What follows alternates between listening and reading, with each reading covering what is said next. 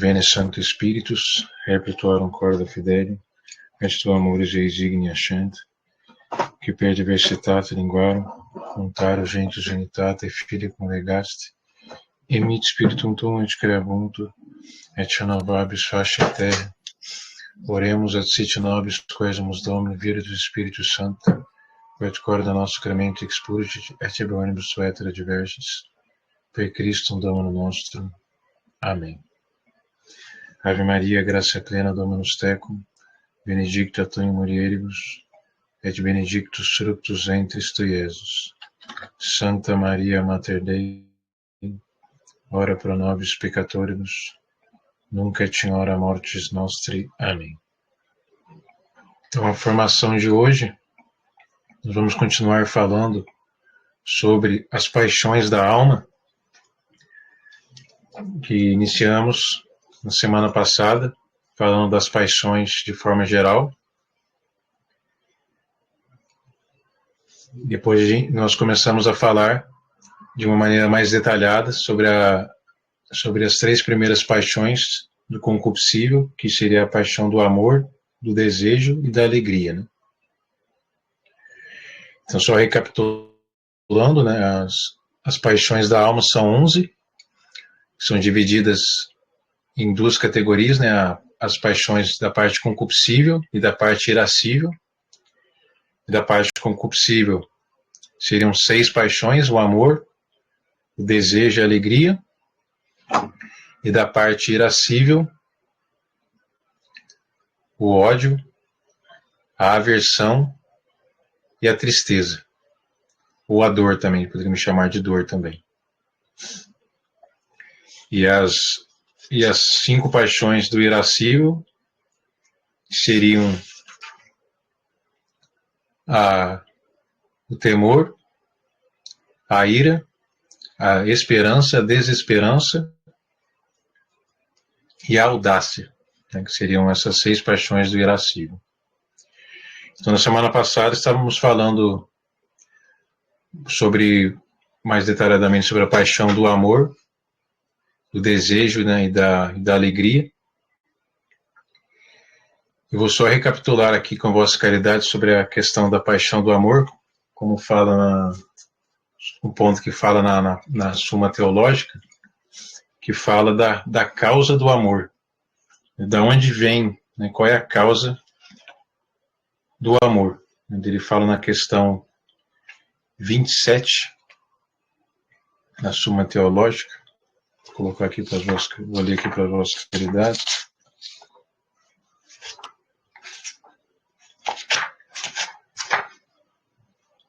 Questão 27, o artigo 1º, que fala se o bem é a causa única do amor. Ele diz assim: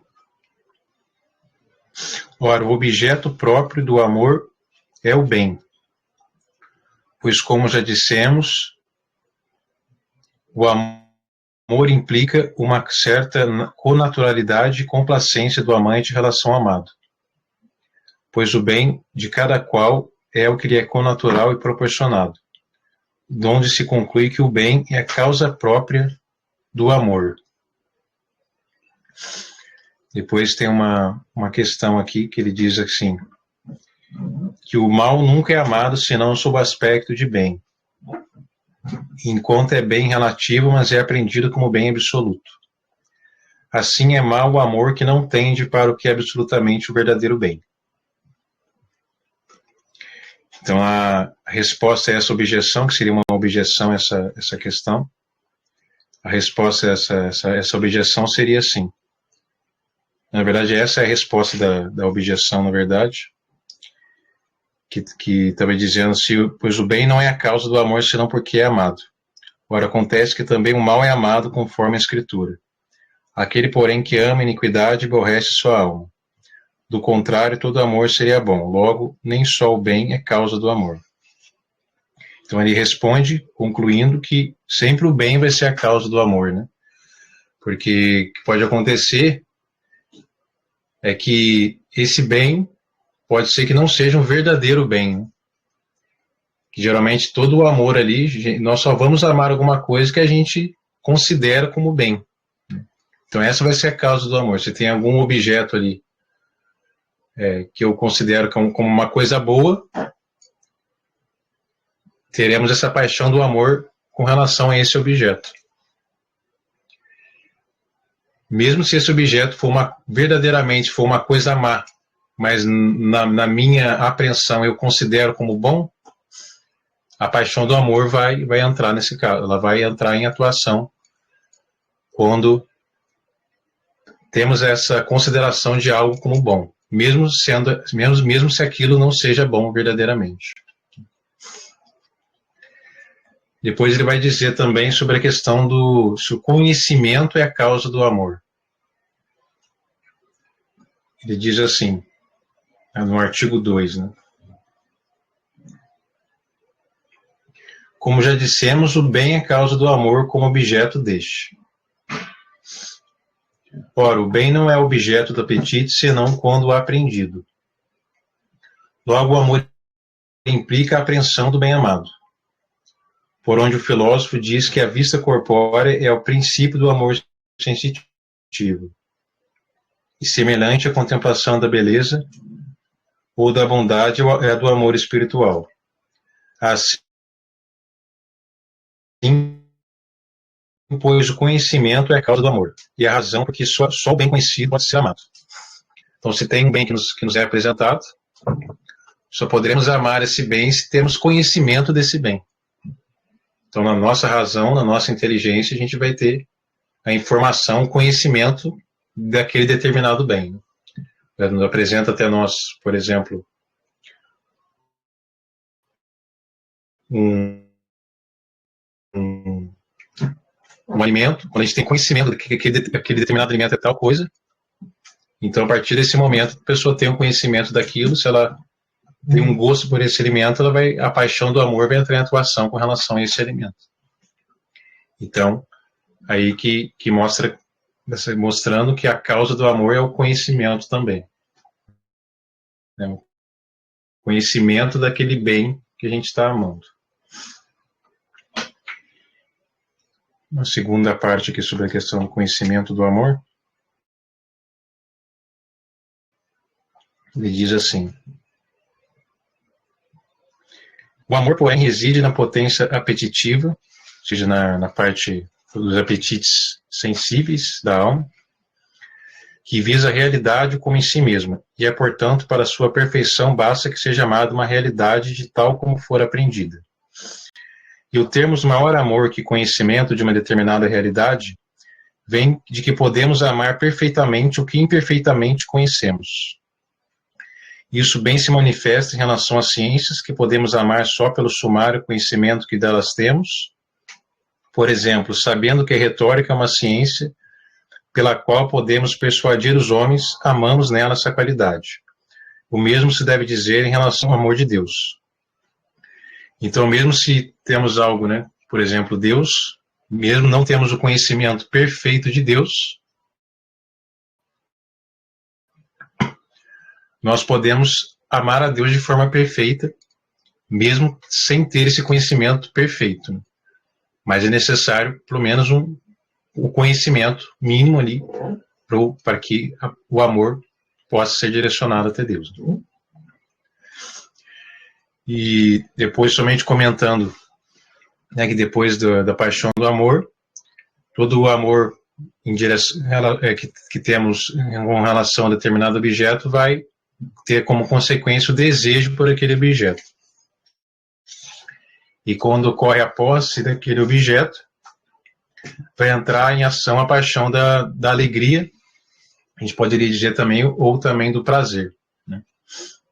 No caso, o prazer seria algo ali mais relacionado ao corpo, e a alegria seria algo mais da nossa alma. Na questão 31, artigo 3. Essa questão da alegria e do prazer, né? Ele diz assim: a alegria é absolutamente o mesmo que o prazer.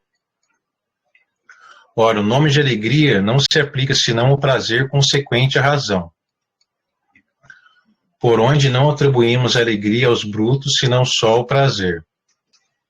Por outro lado, tudo que desejamos, segundo a natureza, também podemos desejar com a deleitação da razão, mas não inversamente. Portanto, tudo que causa prazer pode também causar alegria em se tratando de seres racionais. Embora nem tudo possa causar alegria. Assim, às vezes, o que nos causa prazer, um prazer corpóreo não nos causa alegria segundo a razão, donde se conclui que o prazer abraça domínio mais vasto que a alegria. Então, pode ocorrer, né, de termos amor por determinado objeto, por determinada qualquer objeto ali que temos o conhecimento e temos essa inclinação a amá-lo. Pode ser que, ao termos a posse desse bem, ocorra em nós somente o prazer corpóreo ali daquele objeto. E pode ocorrer, no caso, sendo algo que vai estar mais ligado com a nossa razão, que possa estar mais ligado à nossa alma diretamente, daí pode ocorrer que esse prazer pode ser algo que nos dê alegria. Por exemplo, uma pessoa que viu um terço, por exemplo, dela tem um desejo por aquele terço, dela tem a posse daquele terço, ela vai ter aquele prazer sensível ali do terço e a alegria por ter conseguido o terço que ela tanto queria, alegrando ali a sua alma. Só comentando um pouco mais mais do amor e da questão da alegria. Então, continuando sobre ainda da paixão do amor, da alegria e do desejo, no livro das Instruções dos Noviços, né, que estávamos lendo, ele vai dizer para nós os remédios para a paixão do amor, do desejo e da alegria. Ele diz assim: se nous voulons préparer um remédio approprié à l'esprit do malade, se nós queremos preparar um remédio apropriado ao espírito, né, do doente, à natureza de seu mal, nós devemos antes abordar o tratamento dessas paixões. Né? Então, temos essas paixões, como dissemos na última aula, as paixões em si, elas não são nem boas e nem más, elas são neutras, né? E vai depender da nossa vontade, do uso da nossa razão com relação à paixão, para saber se a gente está destinando, por exemplo, a paixão do amor para algo bom ou para algo mal, por exemplo, no caso do amor. Né? Faz remarcar que o coração humano, que está ávido dos bens presentes, ele pode fazer com que as coisas que nós amamos sejam direcionadas para algo grande, para algo que seja algo, por exemplo, podemos orientar nossas paixões para Deus, por exemplo, para as coisas espirituais. Car impossible que l'appétit se rectifie et se dépouiller de sua inclinação naturelle. Ne trouve point de charme dans les choses honorables, utiles et agréables. Pois como a gente temos a nossa natureza, as nossas inclinações, é impossível da gente não ter inclinação para as várias coisas que aparecem na nossa frente, na nossa vida. Né? A inclinação para determinado objeto, para determinada pessoa, por exemplo. Né?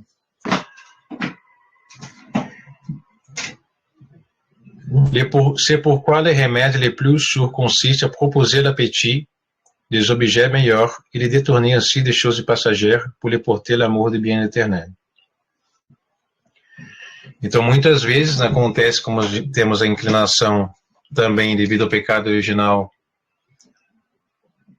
para as coisas que não agradam a Deus, né? Por exemplo, a inclinação para o pecado, que muitas vezes, né, o que ocorre de muitos pecados, que geralmente tem essa aparência de bem, né, porque o determinado pecado pode dar um certo prazer, E para vencer essa luta de uma tentação de determinado pecado, para não amarmos algo ali que não é um verdadeiro bem, o remédio para isso é orientar esse amor não por um bem passageiro aqui da terra, mas para os bens eternos. Si nous saudons les desseins de la divine sagesse dans la formation de l'homme, nous constaterons certainement que le Dieu très clément ne voulut pas priver d'aliments les 11 passions dont nous avons parlé, mais leur donner une nourriture supérieure et amener l'âme, les saints, l'appétit à la chair elle-même, dans la mesure de leur moyen, à s'élever vers Dieu e le désirer. Então, ele explica aqui que essas 11 paixões que temos na nossa alma, Deus não quer privar a nossa alma, e essas paixões, né, privar de alimento essas 11 paixões, porque é preciso que Deus dê alimento para essas paixões, para que leve a nossa alma e os nossos sentidos, os nossos apetites, e até a carne ela mesma, para se elevar até Deus e a desejar a Deus. Porque isso que a gente pode fazer com as paixões, né? Sempre ordenando elas para Deus, podemos ter as paixões ali de uma maneira ordenada, né?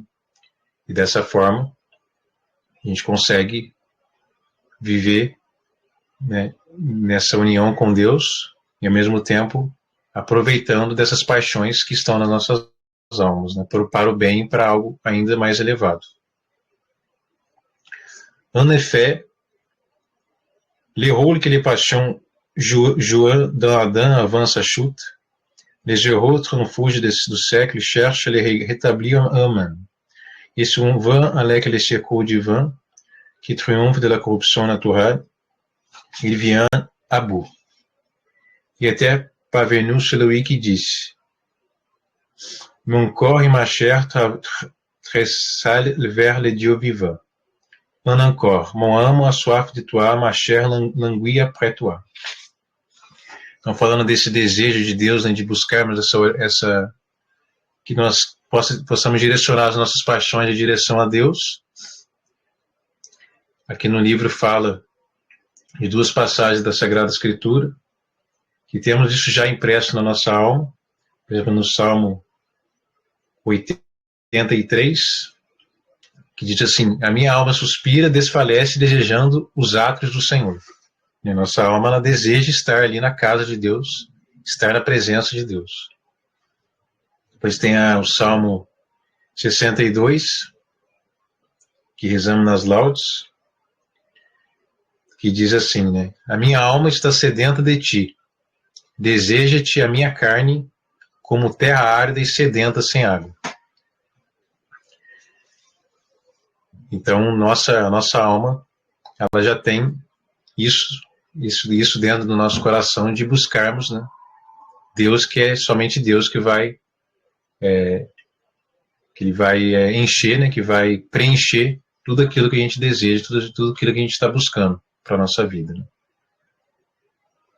Ele continua: Nous proposerons maintenant d'après cette doctrine quelques exemples qui montreront en lumière la méthode suivie pour détourner les passions de bien défendues e les diriger vers le bien meilleur conforme la discipline monastique.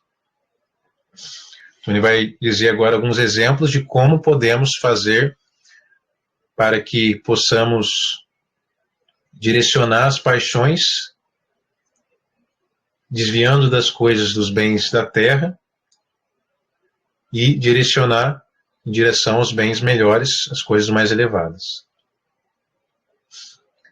Ele dá um exemplo que pode ser aplicado também, dá um exemplo aqui mais para a vida monástica, mas também pode ser aplicado também para todos da ordem terceira, também para os leigos.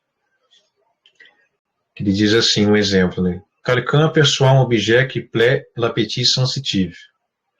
C'est un habit, une cellule, un livre, n'importe quoi.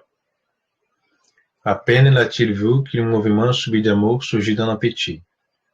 Bientôt le corps se lance vers l'objet. Voilà les mouvements de convoitise. para a qual on désire se revêtir de cet habit plutôt que du sien. Si l'on tient, on réjouit parce que l'objet paraît agréable à l'appétit. Dès lors, cet habit maîtrise les corps épris d'amour e flatté por une sorte de jouissance. Então, está explicando aqui um exemplo, né? Por exemplo, se apresenta diante de nós, por exemplo,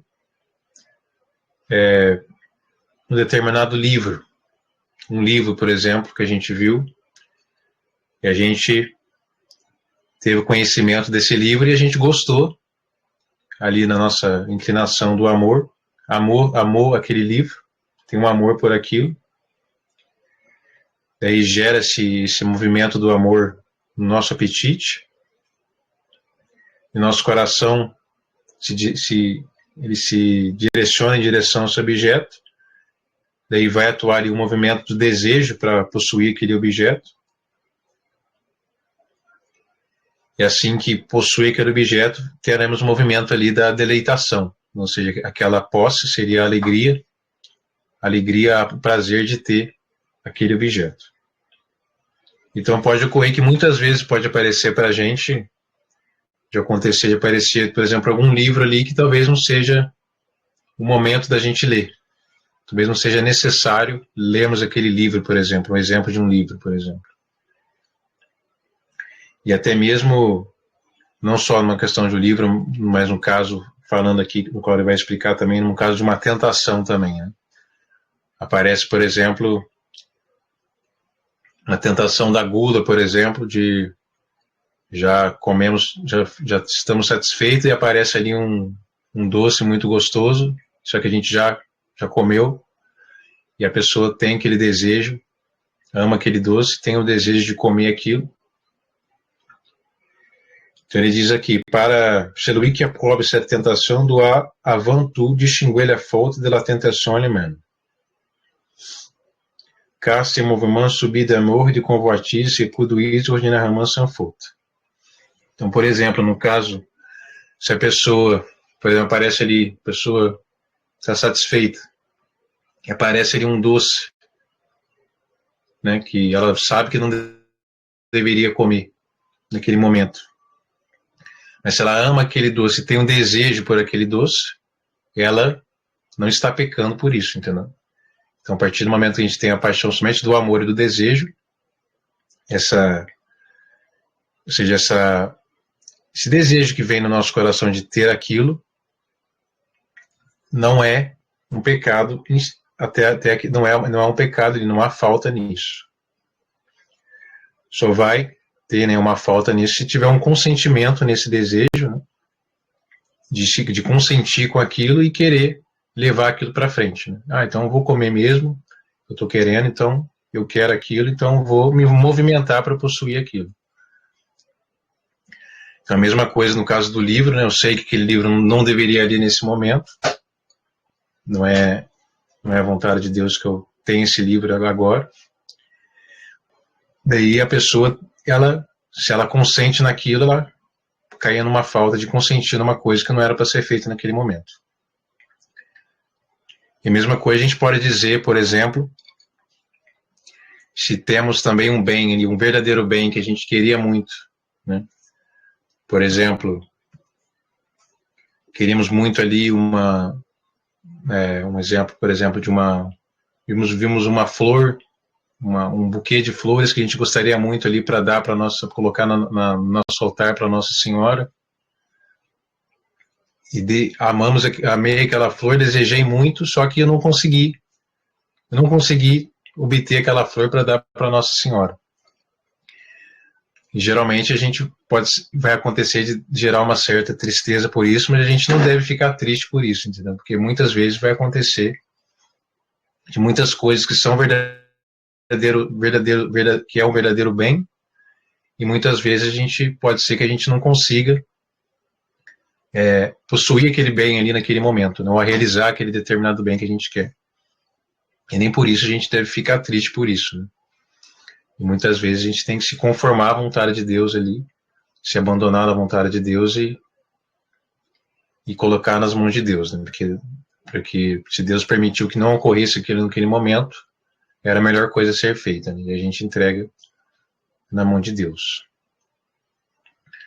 Depois ele continua. Si par négligence il se glisse quelque faute, il ne sera que très légère. Une fois pour toutes, cette remarque s'applique a toutes les différentes espécies de tentação. Então ele explica que se tem, no caso, na questão do consentimento, ocorre também de ocorrer o consentimento imperfeito.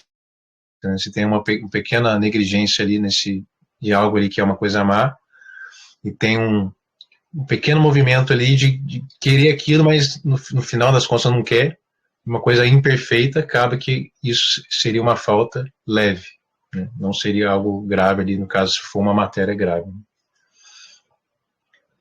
Ele continua, une fois pour toutes, cette remarque se aplica, isso se aplica a todas as diferentes espécies de tentações. Né?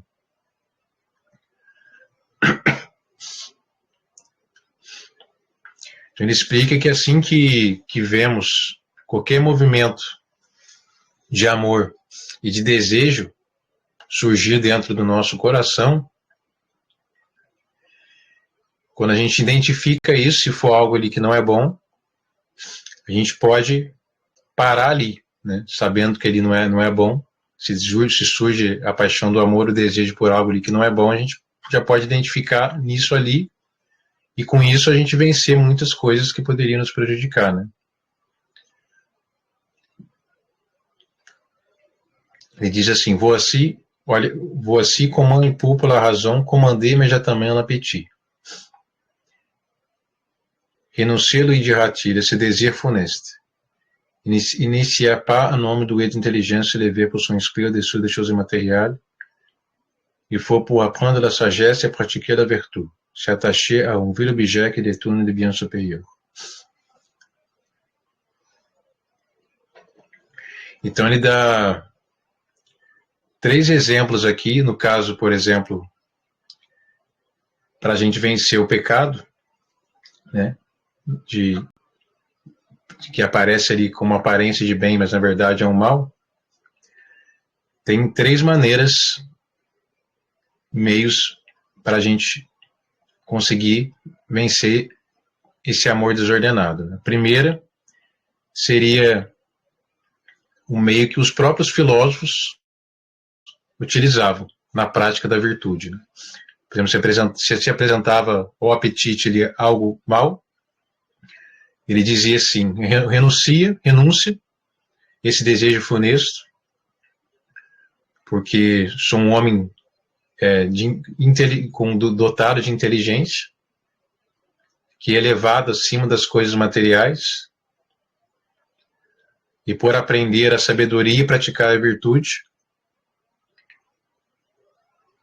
ele não se prende a um vil objeto que vai desviá-lo dos bens superiores.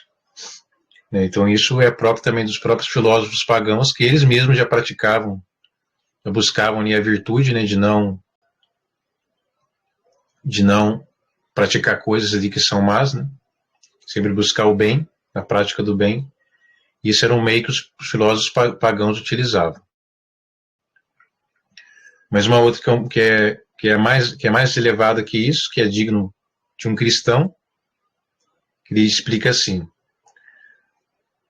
il est plus relevé aussi, plus efficace, il procède de la foi qui agit pour amour. La raison donc éclairée pour la foi gourmande sans s'il appétit, renonce à ses désirs nuisibles. Initié pour un homme appelé au bien éternel et revêtu de la robe précieuse de l'immortalité, de se laisser détourner des choses meilleures pour une vie de méchante pièce d'étoffe.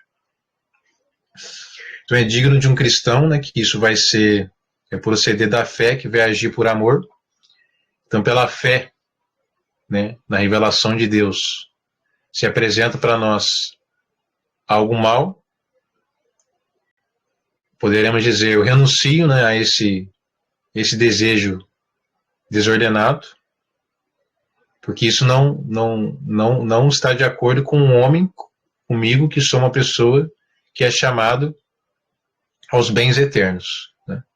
Eu que sou católico, que sou batizado, busco a Deus e quero revestir a minha alma, né, da preciosa imortalidade, não possa ser deixado levar dessas coisas baixas, né, das coisas da terra, né, coisas vis, e acabar sendo desviado ali de algo que é muito maior e melhor, que são os bens eternos. Então esse é um meio digno de todo cristão, de todos nós católicos batizados, para vencer essa paixão do amor ali para algo que é uma tentação, que é algo mal, né, para direcionarmos a isso para a vontade de Deus. Depois o terceiro meio, que é mais excelente, que é um meio mais perfeito, né, que a gente pode buscar ali com a prática da virtude, com a nossa renúncia cada vez maior dentro de nós mesmos em direção ao amor de Deus, de dizer assim: renonce à ses désirs funestes, le Christ ton modèle est nu et tu voudras voir cet habit. Renuncie a esse desejo funesto, né? O Cristo, seu modelo, está nu.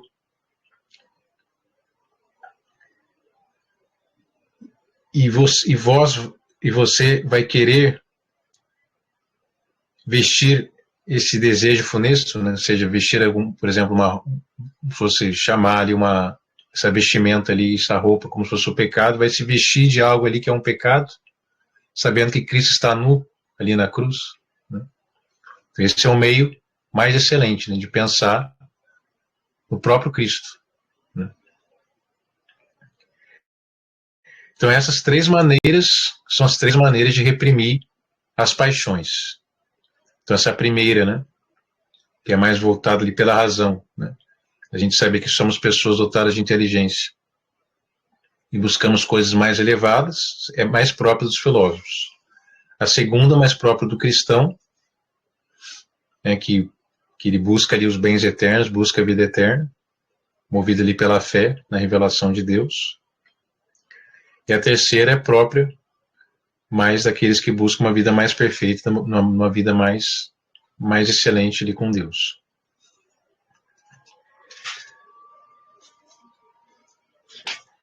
Ele continua: toutefois, tous ceux qui embrassent la vie religieuse ne sont pas toujours aptes à s'élever jusqu'à l'emploi de ce troisième moyen, parce que la nudité de Jésus-Christ crucifié ne fait pas impression suffisante pour un corps acostumé aux recherches de l'amour propre. Le segundo moyen aura probablement peu de force, car il récompense et exerce généralement uma grande influência sur les âmes plus généreuses. Então, esse terceiro meio, né, que é essa luta de vencer as paixões, que é o meio de pensar em Cristo crucificado, muitas vezes nem todos, né, os cristãos vão ter uma facilidade, né, para somente pensar em Cristo já conseguir vencer, né? Por isso que o segundo meio, né, de pensar, né, que sou chamado à vida eterna, e sabendo também que se eu cair naquilo eu posso ir para o inferno, por exemplo, tem a condenação eterna, pensar nos novíssimos, né, no céu, no inferno, no juízo e na morte. Isso é um segundo meio que muitas vezes pode dar muito mais força para as pessoas para conseguir vencer essas paixões, né? Ele continua aqui: si l'appétit ne cède point, on n'aura cependant pas perdu sa peine. Sans doute l'appétit n'est pas comme les membres extérieurs. Il n'obéit point sévèrement à la raison. Celui-ci ne submet que pour uma voie d'autorité, il trouve souvent très rebelle ses ordres. Mais d'un autre côté, cette résistance à l'appétit aumenta la mérite, fait acquérir la mortification chrétienne et se termine, enfin, a força de combat por entière submission à l'appétit e à la razão. Então, esse combate, né, que nós fazemos contra as paixões, né, para possamos direcionar as paixões sempre no bem, essa resistência, né, do nosso apetite, né, cada vez que a gente resistir, né, algo ali que não é um verdadeiro bem, para não cair na tentação, cada vez que a gente resiste e vence, vai aumentar cada vez mais o nosso mérito, adquirindo assim a mortificação cristã. Né?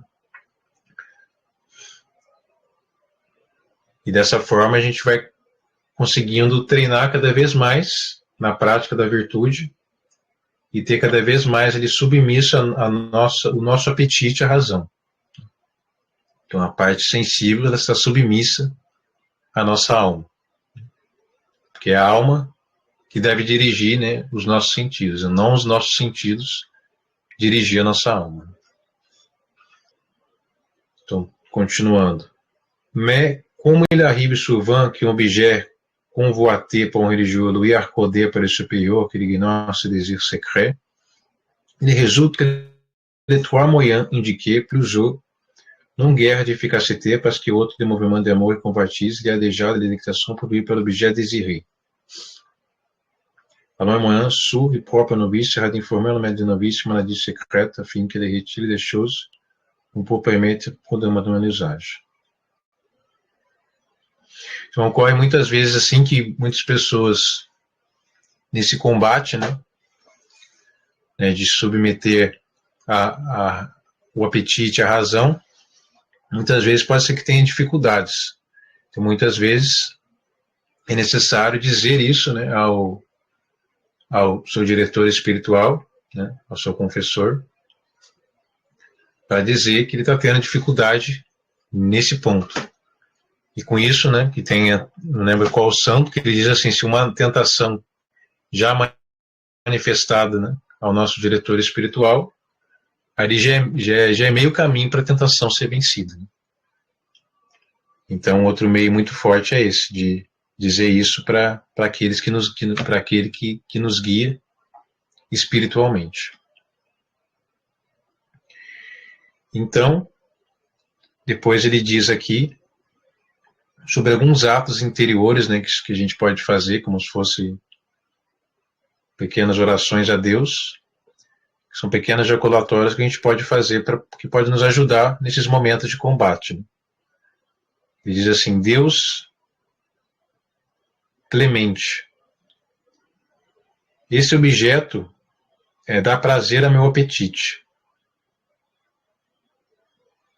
mas eu não quero deliberadamente ter nenhuma satisfação com esse objeto que está me propondo a ter um prazer ali que eu vejo que não é, que é desordenado.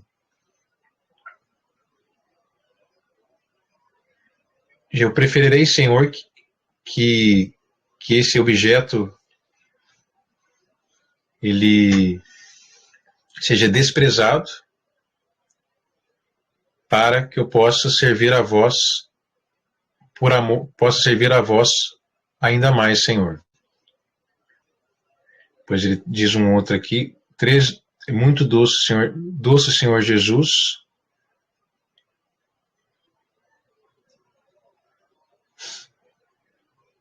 que nada me dê prazer fora de vós. De buscar realmente a gente ter, né, como o próprio São João da Cruz também, que amanhã a gente faz a comemoração de São João da Cruz, né, que no Carmelo é a data da morte de São João da Cruz, 14 de dezembro. Ele fala muito, né, sobre, está no livro dele de Subir do Monte Carmelo, de buscarmos não termos assim prazer nenhum, não ter nenhum gosto ali fora de Deus, né, da gente de ter realmente somente Deus ali como nosso prazer ali principal, né? Ou seja, não de amar aquilo que é Deus, né? E tudo que não é Deus a gente não amar, né? Claro, amando ali Deus ali como sumo bem, né? E as outras coisas um amor correspondente, né, aqueles bens menores. Enfin,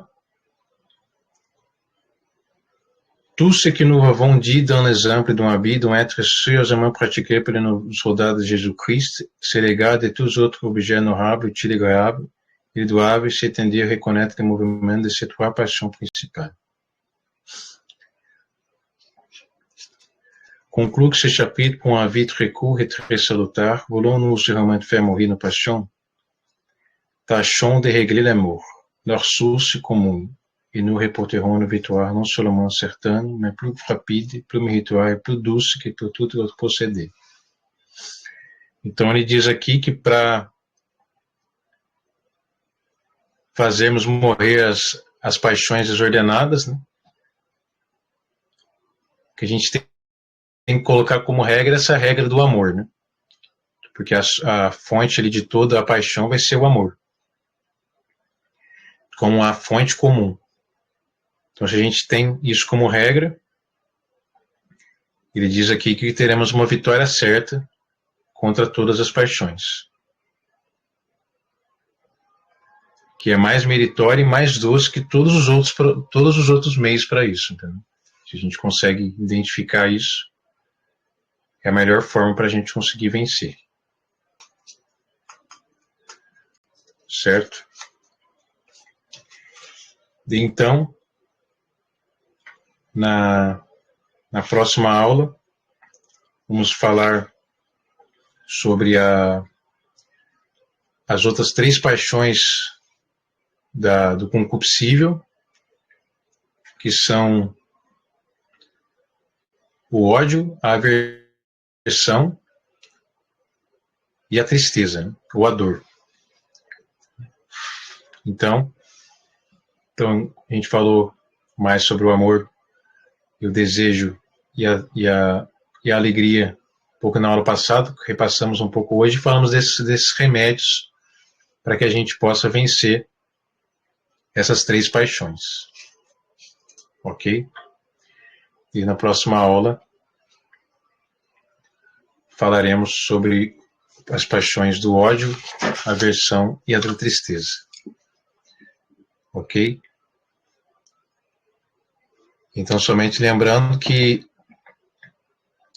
essa semana, né, que estamos na terceira semana do Advento, teremos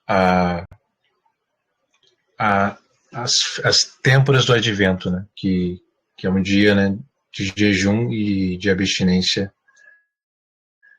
que a Igreja nos propõe a fazer para a preparação para o Natal, né, como a gente já falou. Falamos, como já falei no grupo, só relembrando também as vossas caridades. Está bem? Então é isso. Glória ao Pai, ao Filho e ao Espírito Santo, assim como era no princípio, agora e sempre, por todos os séculos dos séculos. Amém. Uma boa noite a todos. Salve Maria.